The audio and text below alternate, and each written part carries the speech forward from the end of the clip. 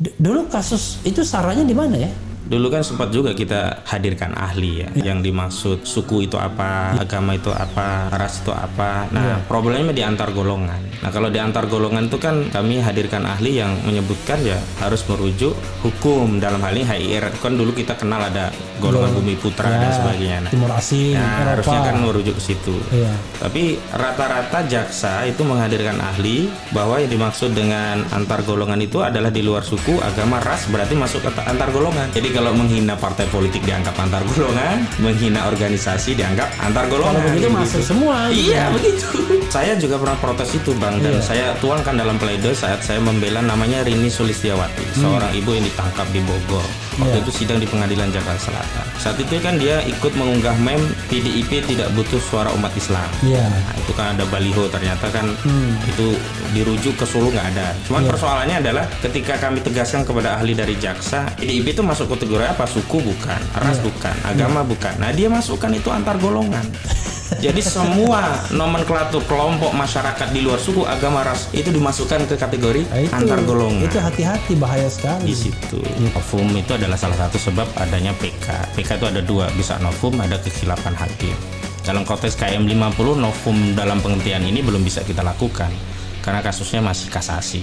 Nanti kalau sudah kasasi, inkrah, mau PK, peninjauan kembali, memang salah satu syaratnya harus ada novum. Yang kedua adalah novum dalam pengertian bukti-bukti baru, keadaan baru yang kemudian bisa disimpulkan ada peristiwa baru sehingga bisa dilakukan proses penyelidikan dan penyidikan baru. Tidak ada kaitannya dengan vonis yang sudah terjadi di Pengadilan Negeri Jakarta Selatan. Nah, dari novum yang model kedua ini saya sudah sampaikan dalam berbagai kesempatan, ada 3 pintu novum, nggak usah nyari-nyari. Pertama, buku putih. Buku putih itu banyak temuan-temuan data-data, keterangan saksi, keterangan ahli, keterangan pihak-pihak yang belum pernah diperiksa pada saat penyelidikan kasus KM 50.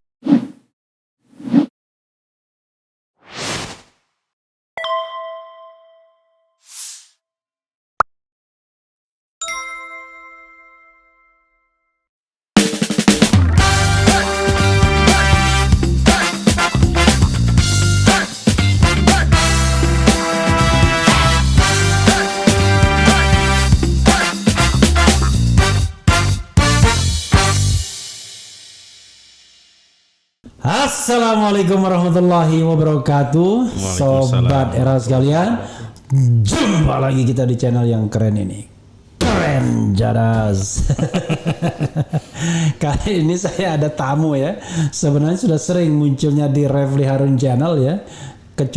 Ketika kita rilis PKAD ya. Jadi PKAD itu Pusat Kajian dan Analisis Data, dan beliau ini langganan tetap narasumber PKAD.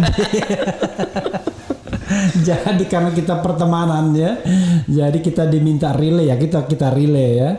Tapi tentu sesuai dengan apa yang kira-kira masih cocok buat sobat RH sekalian. Kadang-kadang tidak semua temanya layak relay gitu kan, untuk sobat RH tentunya. Karena kan masing-masing channel itu beda-beda. Nah, ini beliau banyak pengalaman soal menangani kasus-kasus yang ya barangkali agak ngedumel juga, kasus-kasus politik ya. Uangnya sudah nggak ada, idealismenya penuh. Tapi mudah-mudahan amalnya banyak. Ahmad Hazinuddin. Assalamualaikum warahmatullahi wabarakatuh. Oke. Jadi beliau ini ustadz sebenarnya ya kan? Enggak juga ya. Tapi yang jelas saya lihat salah seorang YouTuber kalau ketemu beliau itu cium tangan, nah berarti ustadz ini. Jadi jadi Bro Hazinuddin ini menangani beberapa kasus yang agak viral ya. Yang saya ingat Gus Nur. Selain Gus Nur apa lagi? Dulu ada Suherman di Bekasi, agak ramai sekali. Ya, tapi yang top figur top. Top Gus Nur. Ya. Siapa lagi Bang Edi itu saya cuman mendampingi saja begitu. Oh, mendampingi. Ya. Tapi jadi ahli di Edi. Saksi fakta, ada charge. Ada charge. Ya. Karena waktu press conference ada saya yang mengundang. Oke. Kalau yang Habib Bahar, Habib Rizik nggak terlibat ya? Habib Rizik itu saya di luar karena kan itu kan banyak banget. Tapi selalu konsultasi dengan Bang Aziz, terutama untuk diskusi-diskusi tentang rencana pembelaan. Jadi saling berbagi info saja kita. Prinsipnya kalau kita semua itu kita bela hanya terlibat langsung atau enggak itu hal yang lain. Seperti yang sekarang yang terlibat langsung saya kan di Ustadz Farid Oqbah, Ahmad Zain An-Najah, Ustadz Anung Al-Hamad itu. Yang terlibat langsung ya itu Farid Oqbah kan. Farid Oqbah terlibat langsung. Ya. Kemudian Gus Nur terlibat langsung ya kan. Gus Nur itu malah di 3 titik itu, ada di Palu, Surabaya dan terakhir Jakarta. Dia dikasuskan ketiga. Jakarta kan terkait dengan saya juga kan. Itu. Orang cuma saya podcast, orang nanya kok malah saya mau dikriminalkan. Saya juga bingung. Lama-lama nggak YouTuber nih hilang semua lama-lama. Begitu misalnya ada orang dianggap melakukan ujaran kebencian, kok YouTubernya mau dihabisin tuh gimana ya? Kan kalau kita berlaku asas equality before the law, ya habisin juga dong televisi kalau begitu kan? Iya. Iya kan? Misalnya ada orang merasa wah dia melakukan ujaran kebencian di televisi kan? Iya. Kenapa nggak TV-nya sekalian juga dihabiskan karena menyebarkan? Nah itu yang menurut saya yang agak aneh. Dari observasi Anda ya, menurut Anda apa sih yang menjadi persoalan ketika Bro Hozinuddin membela kasus-kasus politik ini? Saya tahu pasti pegel ya. Ada catatan lah paling gampang 1, 2, 3, 4 catatan yang paling berkesan misalnya apa aja? Ya, saya termasuk orang yang meyakini agak dekat bro, nggak apa-apa. Ya, saya termasuk orang yang meyakini proses dan prosedur itu sama pentingnya dengan substansi. Dan itu pula yang sering ya Bang saya keluhkan di pengadilan itu karena beberapa proses prosedur sesuai dengan aturan itu tidak dijalankan. Sementara kita bicara tentang substansi keadilan. Kemarin kita sempat bentrok dalam tanda petik ya dengan hakim pengadilan yang memimpin perkara Ustadz Farid Oqbah. Jadi Ustadz Farid Oqbah itu yang ditangkap karena dituduh teroris gitu ya? Dituduh teroris. Kenapa? Karena sama siapa lagi yang anggota MUI? Ustadz Ahmad Zain An-Najah, terus sama Ustadz Anung Al-Hamad. Ada 3. Pokoknya 3 ustadz lah. 3 ustadz ya. Tiba-tiba dibilang teroris gitu. Iya. Kenapa saya komplain kemarin? Karena tiba-tiba di era yang mohon maaf ya semua sudah bebas kan, nggak ada masalah lagi dengan prokes, bahkan presiden juga acara 17-an juga udah biasa, dan seluruh terdakwa itu sekarang pidana ya dihadirkan sebagaimana perintah dari KUHAP. Terdakwa dihadirkan dalam suatu sidang yang terbuka untuk umum, dan kemarin itu ternyata masih pakai alasan pandemi COVID sehingga tidak dihadirkan secara online, tidak dihadirkan secara offline. Nah di saat itulah kemudian saya sempat marah kepada hakim, saya katakan, coba tolong sebutkan satu pasal dalam KUHAP yang memerintahkan terdakwa disidangkan secara online. Itu satu. Yang kedua, kemudian saya sampaikan kepada majelis hakim saat itu, kalau kami tidak mendapatkan keadilan dalam proses dan prosedurnya, bagaimana kami akan mendapatkan keadilan dari putusannya? Soal yang mulia nanti memutus apa itu hal yang lain, tapi proses dan prosedur terdakwa bisa dihadirkan dalam rangka mencari kebenaran material.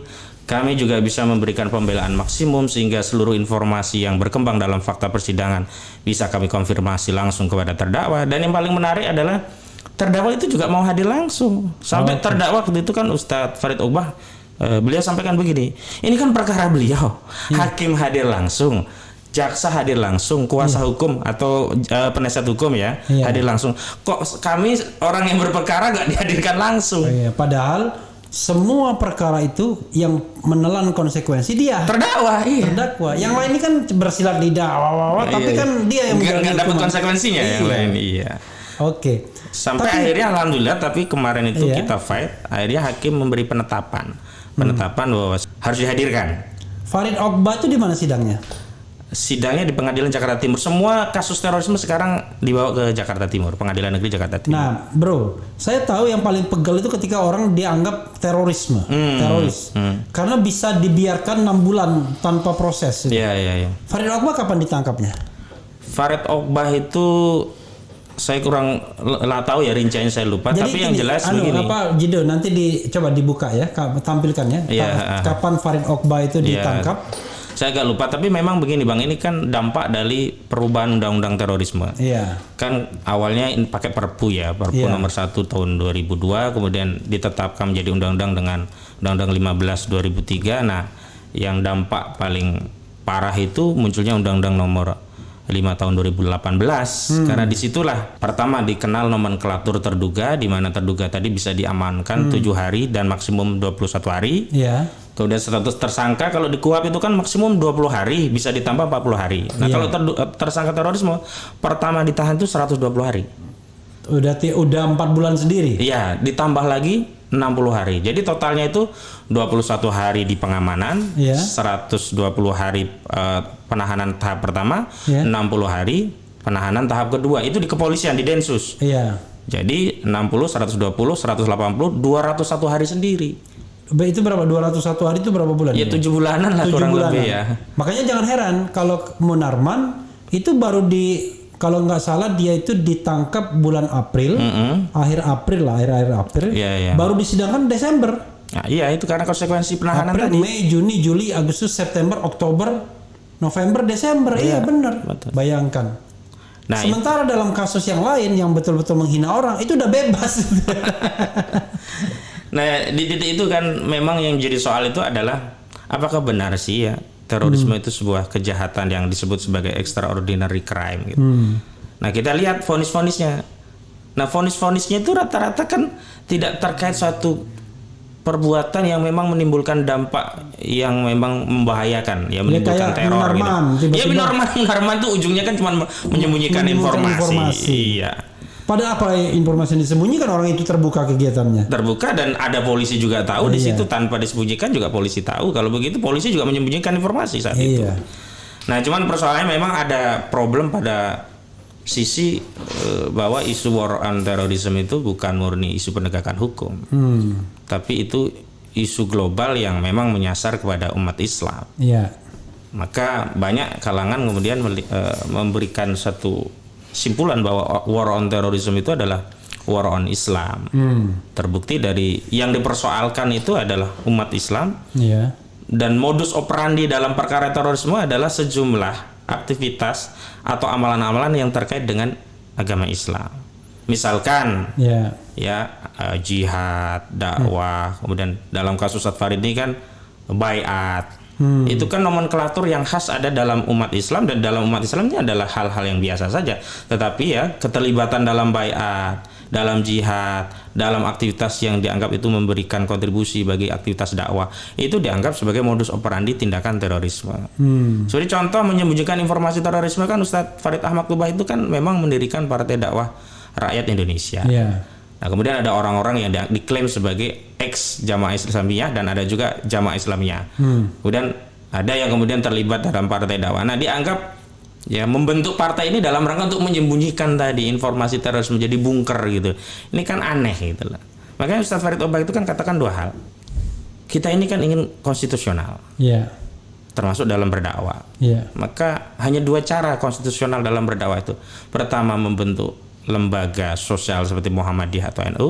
Bentuk partai politik. Yang kedua, partai politik. Nah, beliau yang kedua itu memilih membentuk partai politik itu. Jadi sobat era sekalian, kalau orang itu membentuk partai politik, tidak mungkin dia radikal, revolusioner. Karena jalan radikal dan revolusioner itu adalah jalan anti sistem. Nah, begitu. Tapi kalau jadi in sistem, ya itu sah-sah saja. Makanya Bung Karno sendiri pernah bilang kan, kalau pengen sebagian besar hukum-hukum negara itu berasal dari Islam, maka kirimkanlah sebanyak-banyaknya wakil-wakil Islam di DPR. Kan itu sah.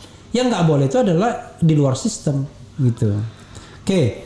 Tetapi saya tahu ya, yang paling tidak enak adalah ketika Anda menjadi lawyer yang pasti bermusuhan dengan tanda kutip dengan kekuasaannya. Ini kan kalau kita sudah dicap teroris itu kan diametral tuh, tidak hanya bermusuhan dengan penyidik, tapi bisa juga dengan istana langsung kan. Saya ingat betul tuh yang ketika Ustadz Najah ya namanya, yang MUI itu ditangkap, wah langsung tuh para buzzer tuh menghina luar MUI, biasa ya.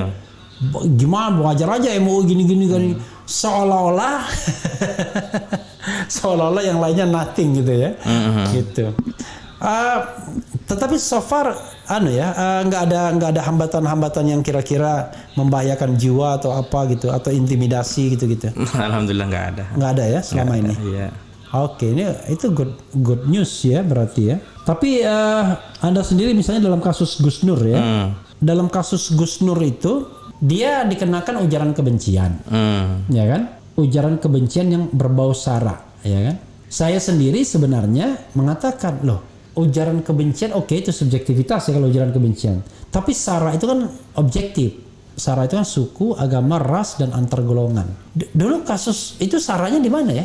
Ini begini, dulu kan sempat juga kita hadirkan ahli ya, Iya. yang dimaksud suku itu apa, Iya. agama itu apa, Iya. ras itu apa. Nah, problemnya di antar golongan. Iya. Nah, kalau di antar golongan itu kan kami hadirkan ahli yang menyebutkan ya harus merujuk hukum, dalam hal ini HIR. Kan dulu kita kenal ada golongan bumi putra dan sebagainya. Nah, Timur Asing, Eropa. harusnya kan merujuk ke situ. Iya. Tapi rata-rata jaksa itu menghadirkan ahli bahwa yang dimaksud dengan antar golongan itu adalah di luar suku, agama, ras, berarti masuk ke antar golongan. Jadi kalau menghina partai politik dianggap antar golongan, menghina organisasi dianggap antar golongan. Kalau begitu masuk semua. Iya, gitu. begitu. Terlalu luas. Itu sih benar-benar, dan itu bahaya kalau menurut saya. Kenapa? Saya dalam beberapa kali statement ya mengatakan bahwa kalau misalnya suku, agama, ras, antar golongan, misalnya gini lah. Let's say misalnya Habib Bahar atau siapapun mengkritik katakanlah Jenderal TNI misalnya. Ya. Lalu yang bersangkutan karena mungkin berjiwa besar nggak mau mengadukan sebagai katakanlah pencemaran nama baik atau perbuatan tidak menyenangkan yang sifatnya delik aduan. Yang mengadukan orang lain dengan delik pencemaran, ujaran kebencian dengan berbasis sara. Ya. Saya bilang bahaya cara berpikir demikian karena menganggap TNI itu golongan. Kalau menganggap TNI itu golongan itu bahaya. TNI itu adalah aparat negara, dia bukan golongan. Gitu. Saya juga pernah protes itu, Bang, dan saya tuangkan dalam pledoi saat saya membela namanya Rini Sulistiawati, seorang ibu yang ditangkap di Bogor. Waktu itu sidang di Pengadilan Jakarta Selatan. Saat itu kan dia ikut mengunggah meme PDIP tidak butuh suara umat Islam. Nah, itu kan ada baliho, ternyata kan itu dirujuk ke Solo nggak ada. Cuman persoalannya adalah ketika kami tegaskan kepada ahli dari jaksa, PDIP itu masuk kategori apa? Suku bukan, ras bukan, agama bukan. Nah, dia masukkan itu antar golongan. Jadi semua nomenklatur kelompok masyarakat di luar suku, agama, ras itu dimasukkan ke kategori antar golongan. Itu hati-hati, bahaya sekali. Di situ. Gitu. Karena kita harus membedakan ya, yang namanya golongan itu harusnya dia sesuatu yang gifted. Ya. Kan? Kenapa saya bilang gifted? Karena biasanya golongan itu kan karena dia tidak bisa menolak, ya kan? Maka kemudian dia harus dilindungi. Saya kan tidak bisa menolak lahir sebagai orang Palembang, lahir sebagai Tionghoa misalnya. Karena itu di luar kehendak saya kan. Karena itu gifted, maka harus dilindungi. Atau semi gifted agama misalnya. Kan semi gifted tuh. Kita terlahir sebagai Islam itu rata-rata kan mayoritas orang karena dia terlahir. Nah, karena itu sudah semi gifted, itu dilindungi. Tapi kalau misalnya free will, bisa masuk atau enggak gitu ya. Masuk atau enggak mudah banget. Misalnya saya partai itu, ngapain kita mengkategorikan partai sebagai golongan yang harus dilindungi? Hari ini masuk partai, besok keluar lagi udah biasa. Dan tidak ada dosa sama sekali keluar masuk partai. Tapi kalau keluar masuk agama kan nggak bisa. Karena saya begini, Bang, saya tuh membaca ada pola ya dari beberapa kasus tuh melakukan dalam tanda petik ya kriminalisasi itu melalui pasal-pasal ini. Ada beberapa pasal yang menurut catatan saya itu sering jadi langganan untuk kriminalisasi, pasal hoak, pidana sara. Nah, dua ini yang paling utama. Kalau pada hoak itu untuk yang non ITE, kalau ITE-nya pasal pidana sara. Padahal kadang-kadang dia masuk delik aduan pencemarannya 27 ayat 3 Undang-Undang ITE. Kenapa dia tidak masuk ke 27? Nggak seksi, Bang. Pertama, ancaman pidananya cuma 4 tahun, nggak bisa ditahan. Kedua, delik aduan. Delik aduan yang bersangkutan harus bersangkutan. Dan yang bersangkutan kalau ngadu kan nggak gengsi kan? Gengsi, turun derajat dia. Misalkan Dudung Abdurrahman mengadukan, kan gengsi. Akhirnya orang lain. Akhirnya penyidik. Nah, saya melihat bukan orang lain. Jadi request ya. Jadi kalau ada lihat begini ya, jangan menyalahkan siapa yang lapor, tapi siapa yang menerima laporan. Sebenarnya penyidik bisa saja menolak karena kami juga punya pengalaman berdebat panjang akhirnya nggak masuk, nggak memenuhi unsur. Di titik tertentu ini bukan siapa yang melapor, tetapi siapa yang menerima laporan. Disitulah kita bisa tahu kenapa kemarin. Bukan siapa yang menerima laporan, siapa yang request. Ya, kalau request kan terlalu langsung menunjuk kepada otoritas tertentu. Kalau yang menerima, katakanlah kita lagi objektif saja lah. Kasarnya orang yang menerima laporan itu bisa diberikan pemahaman bahwa ini masuk unsur. Tapi faktanya ketika kita pakai laporan kita, tidak diterima juga dengan argumentasi yang sama. Ini kasus-kasus ujaran kebencian itu kan menyasarnya ke kelompok-kelompok yang kontra rezim dalam tanda petik ya. Ya itu kan Saganda Nainggolan, ya, Jumhur Hidayat, Anton Permana, Habib Bahar bin Smith, Gus Nur, Ali Baharsa, Habib Rizik. Nggak ada kasus-kasus itu dikenakan misalkan kepada Eko Kuntadi, terus siapa lagi, Denny Siregar, kemudian siapa lagi, Abu Janda dan yang lain. Itu kan padahal kalau kita lihat kasusnya sama. Nah di titik itu saya melihat jangan pernah mempersoalkan siapa yang bikin laporan. Edi Mulyadi. Nah, Roy Suryo, Edi Mulyadi. Roy Suryo apa lagi gitu. Itu kalau kasusnya awalnya itu dikejar dengan delik pidana syarat, saya sebenarnya belum terlalu masuk. Tetapi sentimen agama dinaikkan. Ada pasal 156A-nya juga, sehingga seolah-olah ini bukan masalah pencemarannya kepada Jokowinya, karena isu awalnya itu kan pencemarannya kepada Jokowinya. Tapi diputar karena tidak mendapatkan legitimasi dan jatuhlah kepala negara kok ngurusin gitu. Akhirnya ditarik kepada kasus yang sifatnya syarat, kasus sifatnya pencemaran agama. Dan kadang-kadang begini, saya merasa kok kayak ada tangan-tangan kekuasaan yang kadang-kadang mau membenturkan kita dengan masyarakat dan society. Kalau sudah dibenturkan dengan masyarakat kan berat jadinya. Karena kalau kita dibenturkan dengan negara kan enak kita. Iya, kan kita merasa dizalimi negara. Tapi kalau dengan society, itu jadi berat itu. Itu terjadi pada Bang Edi Mulyadi. Jadi awalnya waktu kita setelah press conference viral kan itu karena menjelang IKN disahkan undang-undangnya. Kita press conference hari ini ya besoknya kan disahkan undang-undang IKN. Saya ingat itu tanggal 13 Januari 14-nya disahkan. Nah waktu itu awalnya dia dilaporkan oleh Prabowo Subianto karena dia sebut Prabowo macan jadi kucing gitu kan. Saya bilang aman bang kalau itu, biar aja Prabowo itu delik aduan nggak akan jadi. Ada 3 titik dia dilaporkan, benar nggak jadi. Itu rupanya yang mau narget itu belok melalui isu sara, jin buang anak. Nah saat itu yang dibuat protes adalah masyarakat adat tertentu. Waduh, saya melihat kalau sudah ini kita dibenturkan dengan kelompok masyarakat, kalau dibenturkan Prabowo enak kita ngadepinnya. Nah di titik itu memang mereka tahu posisinya kalau vis-a-vis langsung otoritas dengan kita kalah. Kenapa? Mereka tidak akan punya basis legitimasi untuk mengangkat isu atau kasus itu. Tapi kalau sudah dibelokkan ke masyarakat, mereka penguasa nggak boleh marah. Nggak boleh marah. Ya itu sama seperti kasus Gus Nur kan? Ya saat itu kan dibelokkan juga. Ketika sebenarnya dia mengkritik person orang, kan disebut nama kan. Tapi tiba-tiba dibelokkan menjadi soalnya golongan jadinya kan. Memang waktu itu dia kumulatif bang. Pencemarannya ada 27 ayat 3, 28-nya juga ada. Tapi kan pencemaran kan nggak ada pengaduan. Ada si Yakut, makanya kan saya sindir beberapa kali. Yakut kapan datang? Kita tunggu di pengadilan. Bahkan ketua PBNU saat itu saya tunggu. Pak Syaf saat itu SDS ya. Pak Said saya tunggu, saya mau tanya dalam SAS ya. Saya Agil Sirat. Pak Said saya tunggu di pengadilan. Sugeng Teguh Santoso. Sorry Pak Mas Sugeng ya. Itu Indonesian Police Watch. Saya waktu itu dalam sebuah statement saya sering sampaikan, Pak SAS tolong datang. Saya pengen Anda datang dengan laporan Anda ini agar apa? Agar kami bisa tanya banyak hal tentang NU, termasuk apakah ada NU cabang Kristen sekarang ini. Saat itu kan begitu. 4 kali dipanggil nggak datang. Termasuk Menak sekarang siapa Gus Yakut. Harusnya kan dia yang bertanggung jawab, dia bikin laporan, nggak datang juga.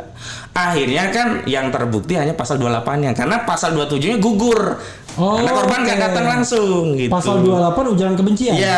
Ya justru itu yang jadi bahaya. Makanya. Karena yang terbukti pasal yang lebih besar ancamannya dan bisa ditahan tadi gitu. Makanya kalau itu saya kan sama metode Habib Rizik kan. Kalau cuma dikenakan pasal prokes 1 tahun nggak bisa ditahan. Tapi pasal provokasi. Makanya kata Rocky Gerung, ini nalarnya di mana? Habib Rizik memprovokasi Habib. Maksudnya kan yang diundang itu Habib juga. Memprovokasi Habib. Untuk apa memprovokasi? Untuk melanggar protokol kesehatan. Protokol kesehatan itu sendiri ancamannya cuma 1 tahun. Loh, yang memprovokasi ancaman hukumnya 6 tahun. Allahu Akbar. Ya sudahlah, mau diapain ya? Begitulah penegakan hukum kalau dengan pesan-pesan kekuasaan ya, saudara sekalian ya. Oke. Apa lagi mau ditambahkan? Karena saya mau tanya KM 50 karena Anda sering sekali ngomong soal KM 50. yang saya lihat itu ada modus menambahkan pasal untuk target bisa menahan. Misalkan objek utama itu sebenarnya pencemaran. Ya. Tapi kalau pakai pencemaran nggak bisa tahan kan? 4 tahun cuma. Ya, 4 tahun. Maksimal. Maka dia tempelkan. Itu pakai undang-undang ITE 4 iya, tahun itu. Biasanya selalu tempelkan 28. Iya. Terlepas nanti yang dibuktikan yang 27, 28-nya masuk. Kenapa? Dengan taruh pasal 28 bisa nahan di tingkat penyidikan. Iya. Nah, di titik itu yang saya lihat memang ya lagi-lagi masalahnya di aparat penegak hukum kita gitu loh. Memang sudah ada target itu. Kalau saya sih tidak bicara di aparat penegak hukum kita ya, di kekuasaan ya. Ya kan aparat penegak hukum bagian dari kekuasaan. Ya, betul. Jadi ginilah, Allahu Akbar ya. Sebenarnya kalau kita mau appeal sama Pak Jokowi, aduh Pak Jokowi, kita nggak ingin jabatan, ya kan? Tidak ingin kekuasaan. Kekuasaan itu bisa bergilir dengan genuine election, ya kan? Asal jujur, kemudian aman. Enggak, kita tuh cuma pengen bahwa punya kebebasan untuk menyampaikan pendapat, baik secara lisan.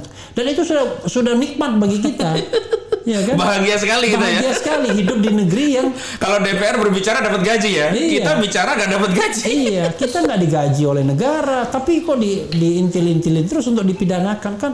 Gimana kita sebagai warga negara kan? Jadi ini keluhan sebagai seorang warga negara. Jadi menurut saya janganlah, kadang-kadang orang kan merendahkan kan. Kalau kita mengkritik, wah ini karena sakit hati nggak dapat jabatan. Allahu Akbar. Dia pikir kalau kita nggak ada jabatan kita nggak bisa makan. Enggak juga lah, ya kan? Cuma ya jangan dimatikan juga. Kalau kita dimatikan ya susah juga kan. Banyak dimatikan itu penghidupan kita dimatiin, kita ditahan ya tetap saja orang. Coba bayangkan. Banyak orang-orang yang suami-suami yang harusnya menghidupi anak istrinya sebagai kewajiban agama kan. Tapi gara-gara ditahan kan. Orang kan nggak mikir tahan 6 bulan emang dipikir 6 bulan itu nggak punya konsekuensi hidup bagi anak dan istri kan? Betul. Emang Edi Mulyadi tidak memberikan ini kemudian ya, Ustadz Yahya Waloni misalnya, Habib Bahar dan lain sebagainya. Oke. Ada lagi soal ini sebelum saya ingin tanya KM 50. Dan dalam proses persidangan ya Bang. Ya. Rata-rata terbongkar di persidangan. Karena disitulah kita bisa secara objektif mendalami kesaksian saksi-saksi.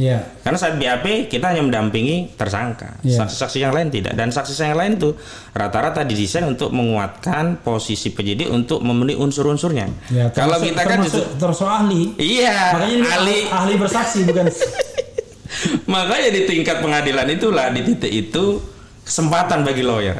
Di titik itu mau yang datang profesor siapapun, ini kesempatan kita untuk menggali. Dalam kerangka kan tujuan lawyer untuk menjauhkan unsurnya. Kalau jaksa kan menguatkan unsurnya. Kalau kita kan menjauhkan unsurnya.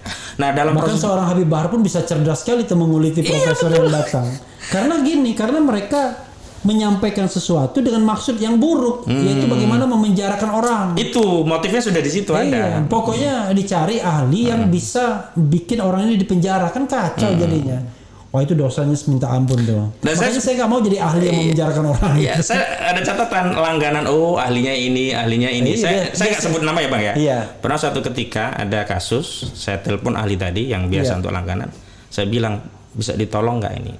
Dia bilang wah nggak bisa ini. Lu nggak bisa begitu. Itu kan tempat ada orangnya. Nggak bisa gitu juga. Tempat ada orangnya asal tidak tidak sebut suku tertentu kan aman. Karena SARA itu kan harus menyebutkan suku apa. Kalau tidak ada kan enggak. Dia ngotot. Saya bilang begini, ya sudah nggak apa-apa. Berarti pertemanan kita tidak ada harganya.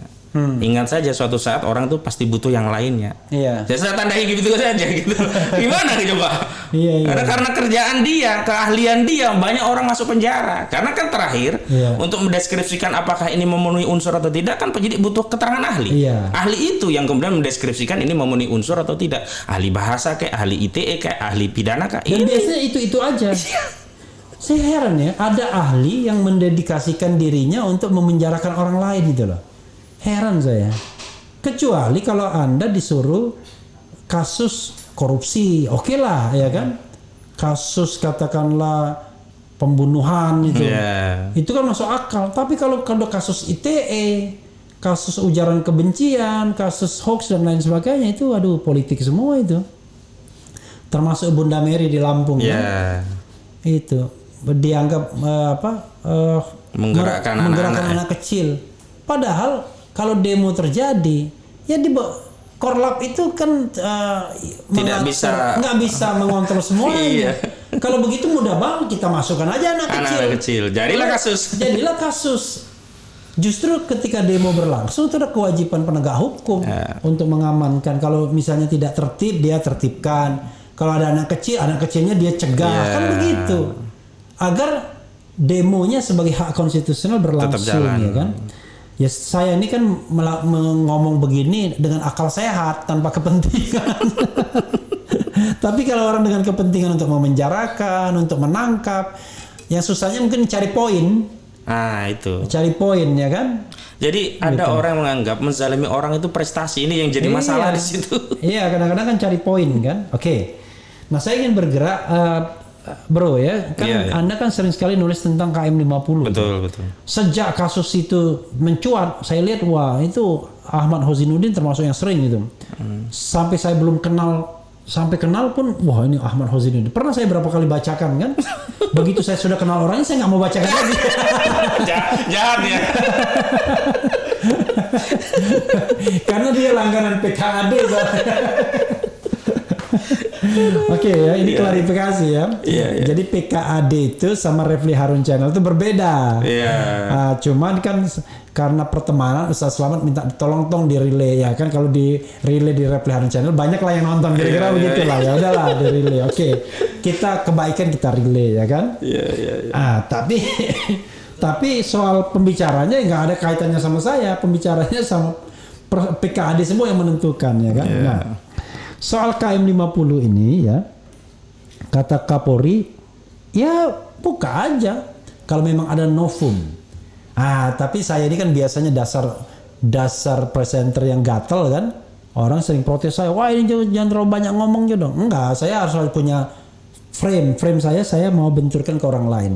Saya punya frame, tugas negara itu dalam konsep hak asasi manusia itu 3. To protect, melindungi, to fulfill, memenuhi, dan to respect, menghargai. Itulah tugas negara dalam hal hak asasi manusia.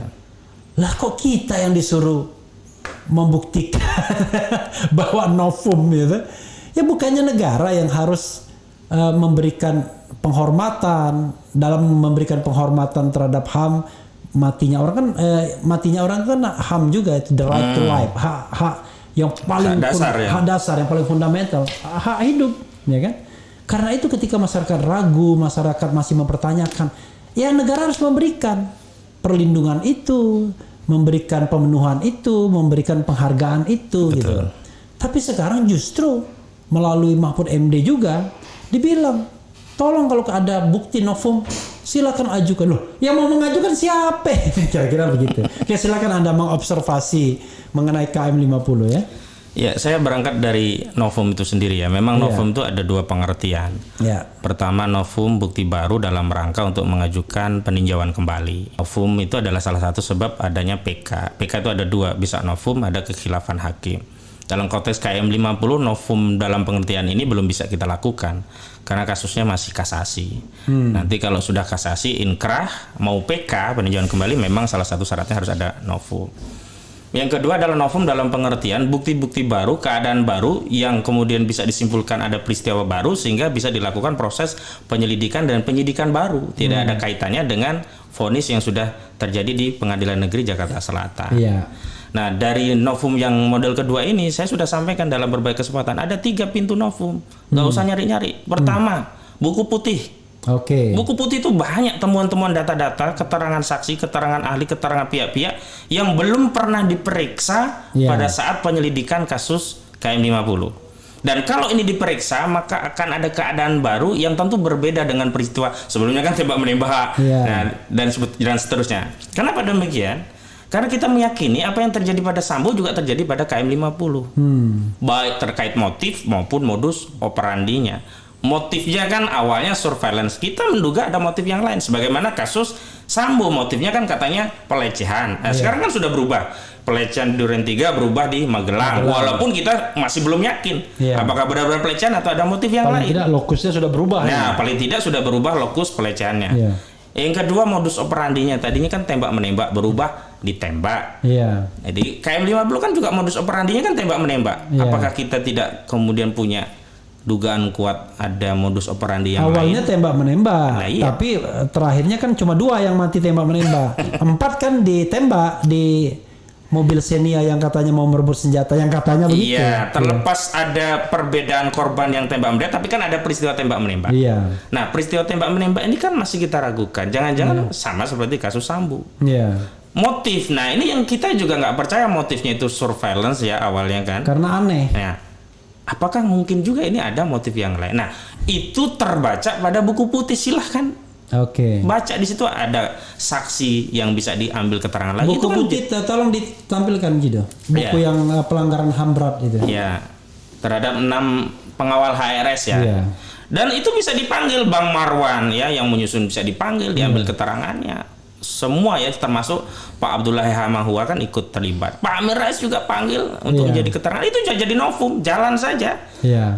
Bahwa nanti hasilnya bahwa ini tidak lengkap itu hal yang lain. Tapi ada niat negara. Iya dong, kalau lengkap di situ kan Ya, ngapain bukan lagi? penyidikan. Iya. Itu satu. Yang kedua, Bang, menarik adalah novum yang bisa diambil dari putusan Habib Bahar bin Smith. Oke, saya baru ngomong juga tadi. Iya, banyak. Banyak hal yang baru yang tidak sama dengan Pengadilan Negeri Jakarta Selatan. Iya. Berarti ini bisa jadi novum. Terutama keterangan ahli ya, keterangan pihak yang melakukan otopsi gitu-gitu. Itu belum terutama, yang terutama vonisnya. Oke. Vonisnya kan dia dituntut awalnya pasal 14, yang terbukti pasal 15. Iya. Kalau pasal 14 itu berita bohong, benar-benar bohong. Oke. Ternyata tidak terbukti. Iya. Yang terbukti berita yang tidak lengkap atau tidak pasti. Atau Artinya berlebih-lebihan. atau berlebihan, artinya faktanya ada. Iya. Tinggal kurang lengkap. Sidik lagi saja yang lengkap, yang benar seperti apa. Iya. Nah, yang ketiga pintunya adalah Satgasus. Hmm. Audit, saya menduga kuat ya, Satgasus itu diantara kerjaan Satgasus adalah KM 50. Oke. Karena tugas Satgasus itu kan melakukan penyelidikan dan penyidikan atas atensi pimpinan baik di wilayah negara Indonesia maupun di luar negeri. Iya. Nah, penyelidikan itu kan kegiatan-kegiatan yang dilakukan Satgasus harusnya diaudit. Penyelidikan apa saja yang sudah dilakukan, Sprint Satgasus. ya, penyelidikan dan penyidikan apa saja yang sedang dilakukan, dan penyelidikan apa saja yang akan dilakukan. Itu jadi makanya saya sudah mengatakan berkali-kali Satgasus harus diaudit. Auditnya 2 hal. Pertama audit kinerja, kedua audit keuangan. Iya. Audit kinerja libatkan KPK karena dugaannya ada penyalahgunaan wewenang atau perbuatan melawan hukum yang diduga bisa melanggar pasal 3 Undang-Undang Tipikor. Audit keuangannya karena ini lembaga yang berkaitan negara. Kalau keuangan negara kan kerugian keuangan negara, libatkan BPK. Karena saya mohon maaf nggak percaya kalau nanti dibentuk tim sus, itsus yang mengaudit Satgasus dari institusi Polri sendiri. Iya. Gitu loh. Bahkan dalam kasus Sambo ini sendiri, kebutuhan untuk membentuk tim independen itu ada juga ya. Karena kalau misalnya kita bicara tentang motif, kan kesannya motifnya mau didomestifikasi. Nah aja. itu. Jadi Padahal saya lebih tertarik motifnya justru apa yang disampaikan oleh Kamarudin Hidayat. Motifnya kan ada bisnis gelap yang diketahui Barada. Kamarudin Hidayat. Kamarudin Simanjuntak, mohon maaf. Kuasa hukum Baradae, Brigadir J ya. Kalau Kamarudin Hidayat Iya, iya. itu Yayan Sarif, Iya. Uin, gitu. Nah itu kan Nah jelas. ini buku putihnya ya, jadi Ya. buku putih pelanggaran HAM berat, pembunuhan 6 pengawal HRS ya, itu ada 2 versi, Inggris dan Indonesia. Silakan bro. Ya, itu bisa jadi novum karena di Iya. sana banyak keterangan saksi, banyak bukti-bukti surat yang tidak menjadi bahan penyelidikan dan penyidikan di Iya. kasus KM 50 sampai vonis yang memberikan vonis onslah. Dan kita juga aneh, Bang. Coba bayangkan, ada 6 nyawa Iya. terbunuh. Kok divonis onslah? Onslah itu perbuatannya terbukti tapi dilepaskan Iya, karena dimaafkan. dianggap ada pembenar dan pemaaf. Iya. Pembenarnya karena perintah jabatan, pemaafnya karena pembelaan terpaksa. Nudwer akses pasal 59 dan 49 dan 50 KUHP. Kan kita rasional, kita sebagai orang awam pun nggak menerima. Masa Iya. pembunuh kok bisa dilepas? Lalu dan proses nembaknya di tempat mematikan semua tuh. Nah, Kan dada kiri semua. Lalu jumlah tembakan 18. Iya. Dibilang. 18 itu kalau dibagi 6, katakanlah rata-rata 3. 3. Karena enggak dulu rata-rata 3, ada yang cuma 1. It's okay, kalau ada yang 1 berarti ada yang 4. Iya. Kok kalau kita bicara pembelaan diri kok sampai 4 kali tembakan misalnya kan? Pembelaan diri kan tembak sekali, kalau lumpuh ya sudah selesai. Sudah. Iya. Bukan membela diri dor lagi. Iya. Itu sama dengan Baradae, awalnya membela diri, begitu kena kepala belakang nggak bisa lagi mengelak. Makanya kasus Baradae itu setelah tersangka saya masih nggak puas, sama seperti Kamarudin Simanjuntak. Nggak puasnya kenapa? Ada satu pasal terkait pasal 351 dan 354 ya, penganiayaan dan penganiayaan berat. Iya. Karena ada bukti penganiayaan fisik yang sulit untuk dideskripsikan bahwa itu akibat tembakan. Iya. Misalkan leher terjerat, Iya. rahang pindah, Iya. kuku copot, dua Kemudian, jari patah, bahu agak ya, dislokasi lah. itu kan nggak dideskripsikan oleh tim bedah yang terakhir, tim apa namanya, dokter forensik, iya, otopsi itu ya. iya. Makanya kemarin juga saya kritik, semestinya kan ya pengumuman hasil forensik baru penetapan tersangka, bukan ditetapkan tersangka baru pengumuman. Lah pengumumannya nggak mungkin menyelisih status tersangka. Nih, status tersangkanya nggak ada penganiayaan, nggak mungkin dokter forensik menjelaskan ada luka di luar tembakan berupa misalkan luka fisik memar, nggak mungkin. Kenapa? Menyelisihi status tersangkanya. Iya, karena pasal 351 nggak dikenakan. Nggak masuk Iya. gitu loh. Harusnya ini, makanya saya berulang-ulang kepada Pak Kapolri. Proses prosedur itu penting, walaupun kita sedang mencari substansi kebenaran dan keadilan. Sama persis awal-awal Sambo dinonaktifkan kan aneh di awal itu. Kenapa? Karena kan narasi yang disampaikan Polri, Sambo itu korban dalam tanda petik ya. Iya. Karena terjadi tembak-menembak yang motifnya adalah pelecehan kepada istrinya. Loh, kalau istrinya mau dilecehkan kan Sambo korban, kok malah dinonaktifkan? Iya. Nah, kalau pada faktanya dia pelaku ya sejak awal kenapa dia tidak katakan pelaku? Iya. Nah, saat itu kan saya lihat memang Ada kesan sebenarnya polisi udah tahu. nah di situ. Tapi kemudian kayaknya tinggal tergantung Baradae nih. Nah. Baradae ini mau ngaku apa enggak? Kalau Baradae enggak mau ngaku, jalan nih jangan skenario. nggak kebuka itu kemarin itu kotak Gitu. Pandoranya. Iya. Nah, dalam proses Nah, ini sama kasus KM50 ini. Nah, dalam proses audit Satgasus itu, Bang, saya berharap ada baradae yang lain untuk bernyanyi tentang keadaan sesungguhnya. Karena saya yakin di antara orang penjahat brengsek itu pasti ada yang punya nurani. Oke. Dan dia akhirnya bicara tentang kebenaran. Kasus Sambo ini kalau tidak ada nuraninya baradae yang bicara, dia mengakui tidak ada tembak-menembak, gelap, Bang. Iya. Dan skenario bahwa dia membela diri terus jalan. Walaupun kepala belakang ditembak gitu ya. Karena dia bilang bahwa dia udah tersungkur, dia tembak. Nah, pada waktu itu dia nggak bisa lagi mengatakan bela diri. Mungkin itu juga yang membuat dia ada turning point ya. Karena begitu, waduh, saya bilang membela diri, tapi saya tembak dari belakang. Gimana caranya bilang bela diri? Akhirnya dia bilang sudah tersungkur dalam jarak 2 meter. Dia mau dekati, dipastikan ya, pastikan tembak. Ya, itu bukan bela diri. Nah, begitu dia tahu konsekuensi dengan keterangan itu, baru dia pikir. Iya, nggak logis juga. Kalau begitu saya akan dihukum sendirian. Oke, jadi ya mungkin tadi bahwa serapi-rapinya menyimpan kejahatan ya lama-lama kebongkar juga ya. Itu a blessing. Ada istilah itu perfect crime itu. Oh iya. Disitulah jadi mungkin, tidak ada yang namanya kejahatan yang kejahatan sempurna. yang sempurna ya. Jadi yang ada adalah perfect tense ya. Itu bahasa Inggris. Tenses. Grammar perfect gitu ya. Oke. Jadi jadi menarik ya, tadi ada 3 pintu tadi ya. Diulangi, Bro. Pintu 1 buku putih. Kedua putusan Habib Bahar. Ketiga audit Satgasus. Jadi itu ya. Jadi kalau kita mau betul-betul menegakkan keadilan dalam rangka tadi, to fulfill, to respect, dan to protect human right, dalam hal ini hak asasi yang dihilangkan itu adalah hak hidup, maka 3 pintu itu bisa dipakai. Nah, dengan 3 pintu dipakai, kita nggak bicara lagi Yusmin Ohoerela, Bribtu Ramadan, jadi tidak terkena. Tidak ada kaitannya itu. Iya, tidak ada nebis in idem buat mereka. Ini peristiwa baru ini. Mereka silakan saja. Tapi ini mungkin akan ada tersangka-tersangka baru kan begitu. Jadi orang bilang, saya khawatir begini, Bro. Dibilang nanti, oh iya, ini kan lagi berproses nih kasusnya. Loh, kalaupun Bribtu Fikri Ramadan atau Yusmin Ohoerela itu dihukum, let's say dihukum seumur hidup sekalipun misalnya, kan tidak akan juga menyelesaikan kasus ini karena orang masih menganggap bahwa ada aktor intelektual. Kan begitu, Bro ya? Kan konstruksinya sederhana. Dalam satu tidak kejahatan apalagi ya menyebabkan 6 kematian itu mustahil sendiri. Di kasus Baradae saja itu kan ada pasal 55 dan 56. Artinya ada yang terlibat turut serta memberi bantuan. Lah kok dalam kasus KM50 disimplifikasi kepada 3 orang, yang satu udah kecelakaan mati duluan. Iya. Berarti siapa 55-nya? Siapa 56-nya? Iya. Kan nggak mungkin, tidak logis gitu. Cuman begini, kadang-kadang kita itu termasuk padahal yang di kasat mata itu ya tadi TKP nggak diapa-apain. nggak di polis lain. Sekarang dihilangkan malah.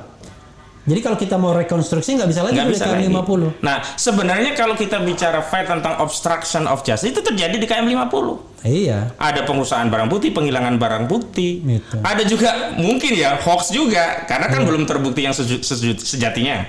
Kalau dalam kasus Brigadir J ini kan sudah jelas ada hoaxnya. Tapi saya menarik sebenarnya sudah ada ya. Sebenarnya dalam kasus itu ada juga hoaxnya, bro. Iya, tapi tidak dijadikan tersangka pada obstruction of justice. Dalam KM 50 hoaxnya itu awal juga ingat. Press conference pertama yang mati 6 4 lari lah. Iya. Padahal ternyata ditembak semua. Ya, jadi enggak, paling tidak bukan 6 yang mati tembak menembak itu.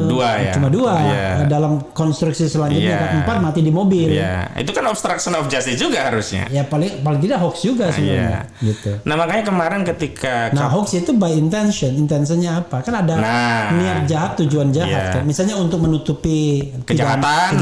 Ya itu jahat juga tuh. Iya, gitu. Makanya kemarin ketika Kapolri. Sebenarnya sekali saya ingin kita nih ngomong-ngomong begini karena kita udah dua orang ini paham hukum. Jadi kita ketawa. Cuma kita nggak bisa ngomong apa adanya secara ceto welo-welo di publik gitu. Tapi ya mudah-mudahan publik makin tersadarkan, makin paham ya kan, makin bisa mengerti. Oke, silakan Bro. Makanya kemarin ketika Kapolri Pak Listio Sigit Prabowo di Komisi 3 itu menjelaskan ada 6 tersangka yang terkategori obstruction of justice termasuk FS.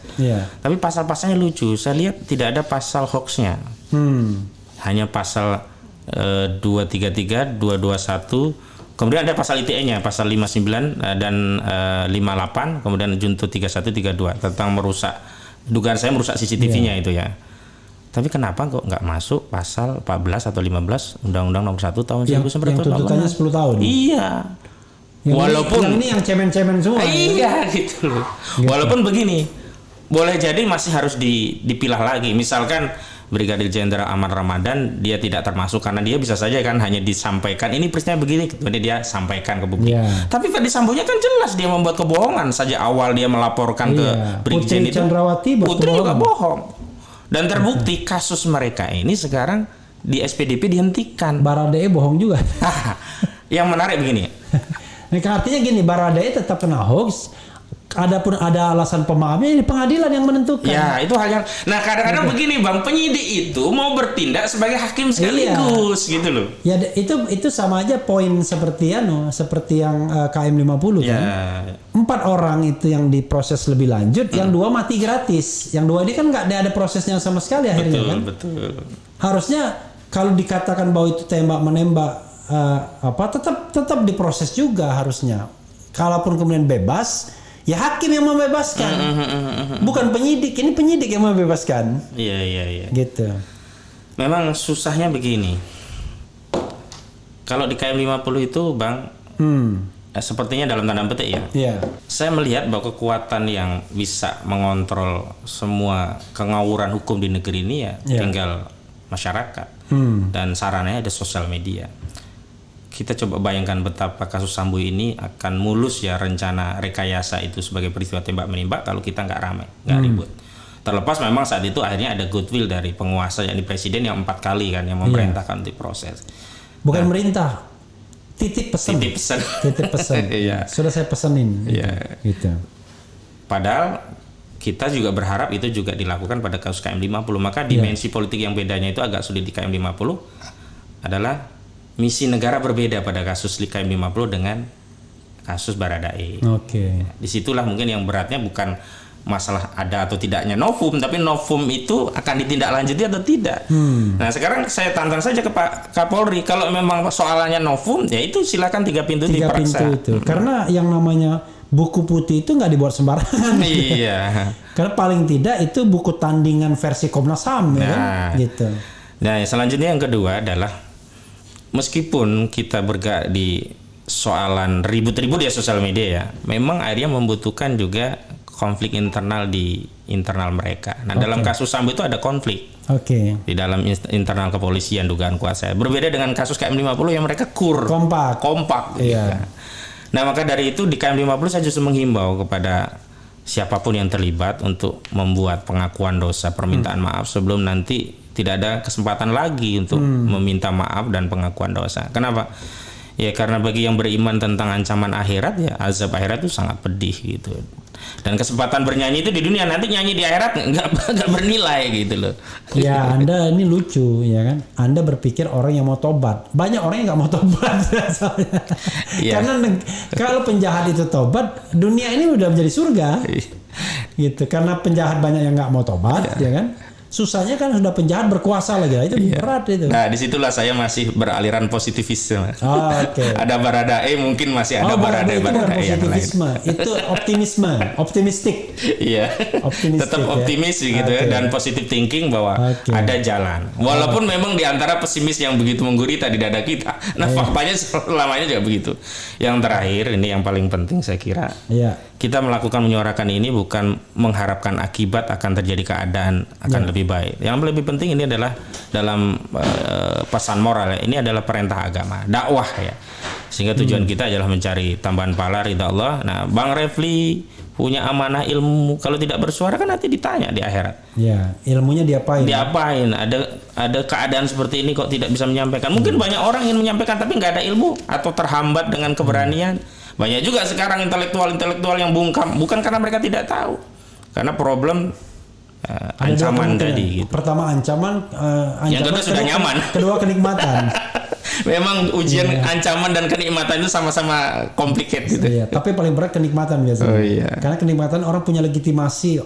Saya nggak mau ribut lagi nih gini kan. Iya. Gitu. Kalau nampaknya ini curhat pribadi nih kayaknya. Kenapa? Nampaknya curhat pribadi nih. Justru karena saya tidak mau kenikmatan, makanya saya stay terus kan begini. Oh iya.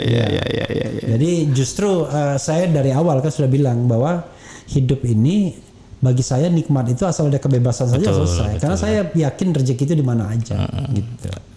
Makanya kalau kita berlomba-lomba menjadi insan unggul, insya Allah kita punya banyak ladang, kan begitu. Betul. Jadi ladang kita tidak harus dengan misalnya katakanlah mendekat-dekat dengan kekuasaan. Betul. Gitu. Pemirsa, demikian chat podcast kita dengan Ustadz Refli Harun pada kesempatan kali ini. Wassalamualaikum warahmatullahi wabarakatuh.